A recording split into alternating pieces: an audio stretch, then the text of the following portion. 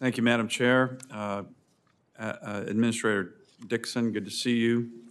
And I want to thank you and commend you for the work you and the FAA did on commissioning the FAA Alaska Aviation Safety Initiative. And as you know, sir, this came out of the February 2020 NTSB report and the February, which looked at a 10-year period and noted the very high accident rates in Alaska, the high fatality rates in Alaska relative to any other communities, any other parts of the country.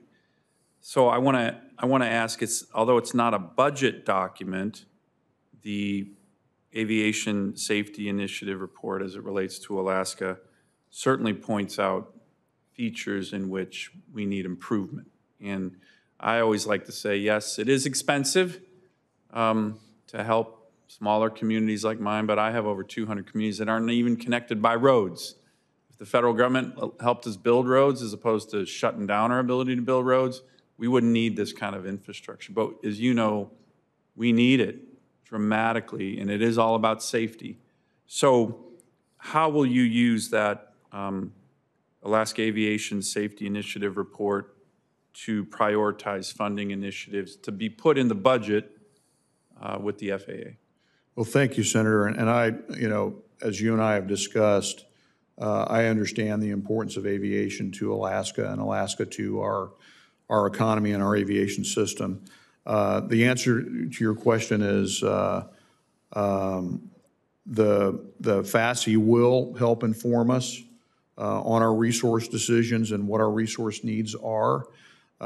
We have identified funding, just as one example, for the equipment takeover that the state has requested, and look forward to working with you and the state to address long-term capital needs even beyond what's in the report itself. Good. I appreciate that. Again, I want to thank you for your focus on this. It's very much needed for my constituents, but anyone who comes up to Alaska, right? I mean, unfortunately, we have too many crashes. And so, Madam Chair, I'm looking forward to working with this committee and the state of Alaska and the FAA on these important budgetary prioritizations. Let me mention another one.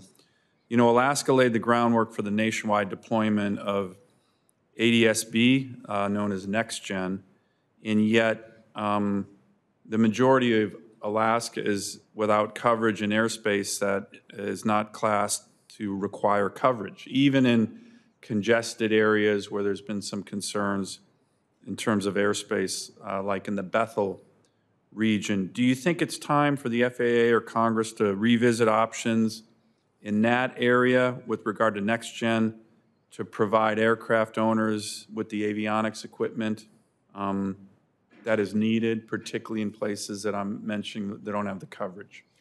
Well, Senator, I want to tell you, safety is certainly a shared priority.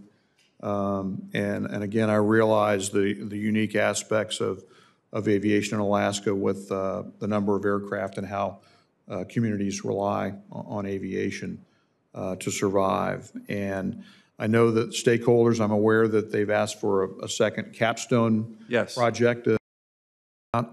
And I think the first one was a great success, and we can use it as a template. It was. And would look forward to working with you and the stakeholders up there to see what that might look like. Good. Let me ask one final question. And I've been trying to determine an exact comparison of how safety-related infrastructure funding makes it to the Alaska region as compared to the rest of the U.S. And my staff has reached out on an accounting of receipt expenditures, budget, proposed expenditures for air traffic organizations, facilities and equipment, and was surprised to hear that the FAA doesn't track ATO F&E spending by state or even by service center.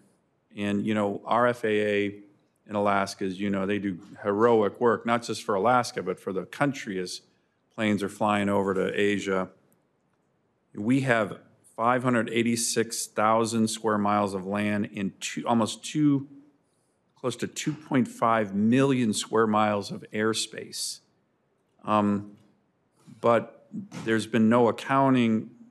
It's been difficult to get accounting for the funding of just the western service area. Do you have, or can you provide for future a breakdown of where those costs in dollars are being spent? I think it's important for us in the Congress to be able to see comparisons with regard to different regions, at least regions, if not states.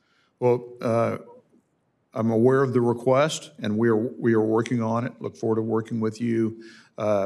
Obviously, it's a federal system, and expenditures are not tracked normally by jurisdiction. But I think that there's a way to get you the information. Do you think it's useful information?